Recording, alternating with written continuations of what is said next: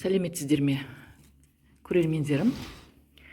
Бүгін біздің видеомыз осы зәмәкөлкас гүліне арналады. Қазір барлықтарыңыздың да үйлеріңізде осы зәмәкөлкас гүлі бар деп ойлаймын. Бүгін мен осы зәмәкөлкас гүлінің қалай көп жапырақ беру себебін айтқым келіп отыр. Соны білгілеріңіз келсе, видеоның аяғына дейін менімен бірге қалыңыздар. Міне өздеріңіз көріп отқандарыңыздай, менің зәмәкөлкасым көп жапырақ беріп жатыр. Мына жерде бір жапырақ бар, мына жерде міне қазір. Мына жерде міне екі өскін өсіп келе жатыр. Мына жерде бір өскін бар. Өткенде мен бір алдыңғы видеомда осы зәмәкөлкас гүлінің бірталай өскін беріп тұрғанын көрсеткенмін. Мына зәмәкөлкасы да сондай. Өздеріңіз көрсеңіздер, барлық жерінен осындай өскіндер өсіп жатыр. Мына жерде өскін өсіп жатыр. Қазір айтатын болсам, мына жерде де өскін өсіп тұр. Мына жағында өскін өсіп келе жатыр. Барлық жерінде осындай өскіндер өсіп келе жатыр. Бұл өскіндер өзіне өзі өспейді. Бұл өскіндерді біз зәмәкөлкас гүлін қалай мындай көп жапырақ шығару керек. Зәмәкөлкамызды дәруменмен әр уақытта тыңайтып отыруымыз керек. Мысалға, мынау зәмәкөлкас маған келгеніне 1 жыл болды. 1 жылда бұл 2-ақ жапырақ ашқан. Ол кезде мен бұған дәрумен бермейтінмін. Ал енді осы жылдан бастап мен бұған дәрумен бере бастағаннан, бұл осындай көп өскін шығара бастады. Мынау да өскін, міне, көріп тұрсаңыздар. Мына жерде де міне. Мына жерде. Көрінбей тұр ма? Көрінбей тұр. Ар жағында да бір өскін бар. Негізі өскіндер көп шығып келе жатыр бұл зәмәкөлкастың. Енді қандай тыңайтқыш береміз деп ойлайтын болсаңыздар, мен бұл зәмәкөлкасқа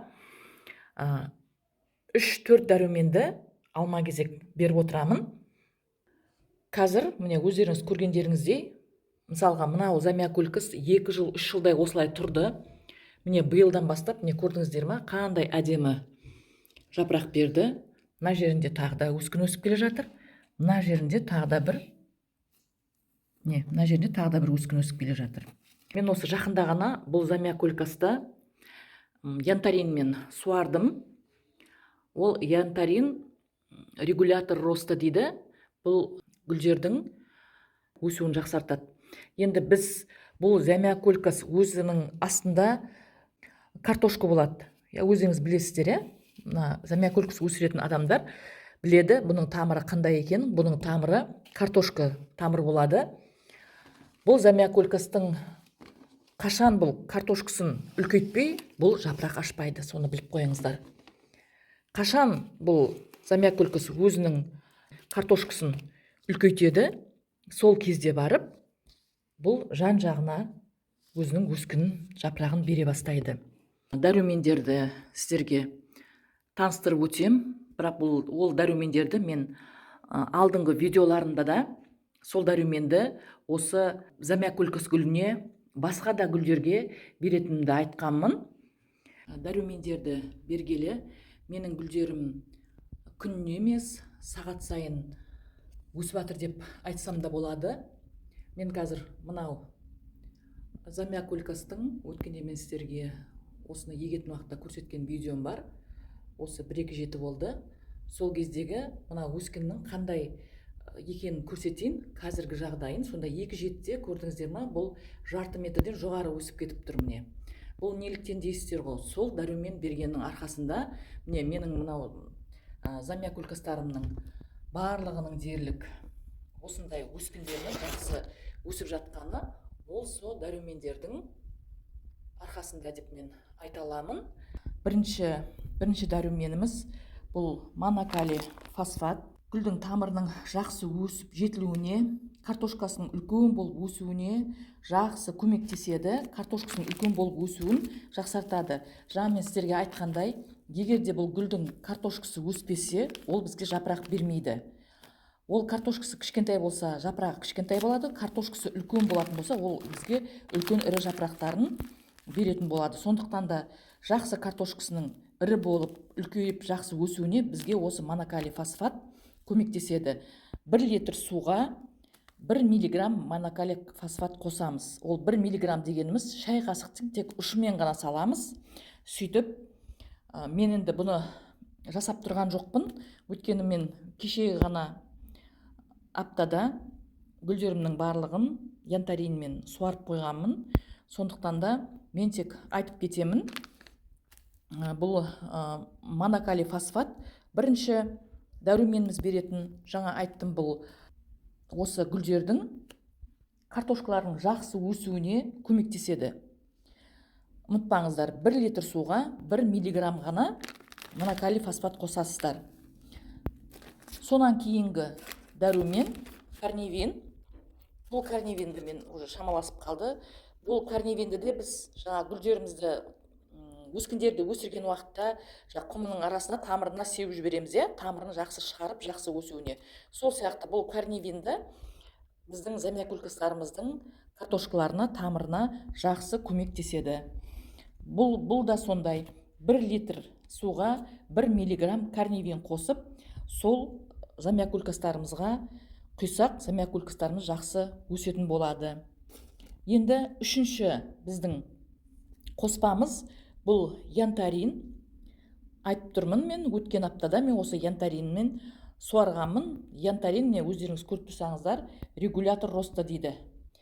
Бұны янтарная кислота деп те айтады. Негізі янтарная кислота аптекте сатады, бірақ бізге бұл гүлдерді өсіруге арнайы өзі ұнтақ янтарная кислота болады, осы гүлдерге арналған. Сонымен айтсақ та болады. Ал ол жоқ болса, осы янтарин сатылады гүлдер дүкенінде. Осы янтаринді алып, 1 литр суға 3 миллиграмм янтаринді қосып, осы қоспамен суарсақ болады. Міне. Онан кейінгі біздің қоспамыз бұл аммиак, 10% аммиак. Бұл аммиак нашатырный спирт деп те жатады. Бұнда азот болғандықтан, бұл гүлдердің тамырының да тез шығуына, сосын гүлдердің көп жапырақ беруіне көмектеседі. Кей кезде осы аммиакпен, осы монокалий фосфатты аммиактан негізі 2 миллиграмм қосу керек дейді 1 литрге, бірақ мен 1 миллиграмм қосам, содан кейін 1 миллиграмм монокалий фосфатты қосып, мен гүлдеріме осылай тыңайтқыштар беремін. Екеуін қосып беруге де болады. Бір жағынан бұл жапырақтарын жақсы шығарады, екінші жағынан монокалий фосфат картошкасының тамырының жақсы жетіліп үлкеюіне көмектеседі. Міне осы 4 қоспаны біз гүлдерімізге әр жетіде бөлек-бөлек, мысалға бір жетіде монокалий фосфат береміз. Гүлдің топырағы кепкеннен кейін карневинмен суарамыз. Ол келесі жеті кепкеннен кейін янтарин береміз. Одан кейін барып аммиак, осылай 4 қоспаны алма-кезек беріп отырсаңыздар, сіздердің замиокулькастарыңыз жапырақтарын көп беріп өсетін болады. Қоспалардың барлығы тамырды жақсы өсіретін болғандықтан, біз оларды міндетті түрде бұл замиокулькасқа беруіміз керек. Бұл замиокулькас негізі кейбіреулер айтып жатады, демалады деп. Бұл демалмайды. Міне көрдіңіздер ғой, егер демалатын болса, бұл мынандай өскін шығармас еді. Және де мынандай қылып үлкен жапырақ ашпас еді. Міне өзіңіздер көрсеңіздер. Сондықтан да гүл демалады деген ол бекер әңгіме. Гүлдер демалмайды, қыстың күнінде гүлдер өседі. Сондықтан да 2 жетіде 1 гүлдеріңіздің қашан топырағы кебет, бетіп тамырын бетіп қарасаңыздар, егер де топырағы кепсе, жаңағы дәруменді су құймай-ақ, сол дәруменді құйып гүлдеріңізді өсіре берсеңіздер болады. Айтып жатады, бірінші алдын ала су құйып алу керек, сосын барып дәрумен беру керек. Болмаса гүлдің тамыры зақымданады, тамыры күйіп қалады дейді. Ешқандай тамыры күйген жоқ. Міне сіздердің алдарыңызда менің замиокулькасым тұр. Мен солай суарып жүрмін бұны. Міне сол дәруменнің арқасында міне менің замиокулькасым осындай көптеген өскіндерді беріп, осылай жапырақ ашып жатыр. Міне өздеріңіз көріп тұрсаңыздар. барлық 3 замиокулькас бар. Үшеуінде де өскіндер өсіп жатыр, өте жақсы. Бұл замиокулькас тропикалық Африка аймақтарында өсетін болғандықтан, бұл Африка деген ыстық жақ қой. Сондықтан да бұл жылыны жақсы көреді. Біріншіден, су құйғанда міндетті түрде қыстың күні жылы су құйыңыз. Жылы судың өзі бұның тамырының тез өсіп, картошкасының үлкеюіне көмектеседі. Ал тіпте оған дәрумендер қоссаңыздар, осындай болып замиокулькастардың көп жапырақ беретін болады. Міне өздеріңіз көріп тұрғандарыңыздай. Сосын айтып кететін жағдай, бұл замиокулькастың жақсы өсуіне бірінші топырақ дұрыс болу керек, сосын горшок дұрыс болу керек, горшогы биіктеу болу керек. Өйткені бұның тамыры төменге қарай кетеді. Отырғызатын уақытта мына горшогынан, егерде сіз мына горшокты үлкейткіңіз келсе, 1-2 саусақ мынандай үлкен горшок алып, соған отырғызсаңыз, сіздің замиокулькасыңыз жақсы өсетін болады. Міне. Топырағы дұрыс болу керек, горшогы дұрыс таңдалу керек, сосын міндетті түрде жылы су, дәрумен берсеңіздер, сіздердің замиокулькастарыңыз осындай әдемі жайқалып, көп өскін беріп өсетін болады. Енді қазір мына жерде мен қазір қарап көрейін, міне бір өскін, мына жерде 2 өскін, міне 2 өскін, 4 өскін, мына жерде біреуі тұр, міне 5 өскін. Сосын мынандай нелердің арасынан, жапырақтарының арасынан тағы майда өскіндер көп шығып жатыр. Олардың барлығы ертең өсіп, осындай жапыраққа айналады, үлкен жапыраққа. Міне көрсеңіздер, міне осындай өскіндер өте көп. Барлық осындай жапырақтардың түбінде осындай өскіндер өте көп. Міне.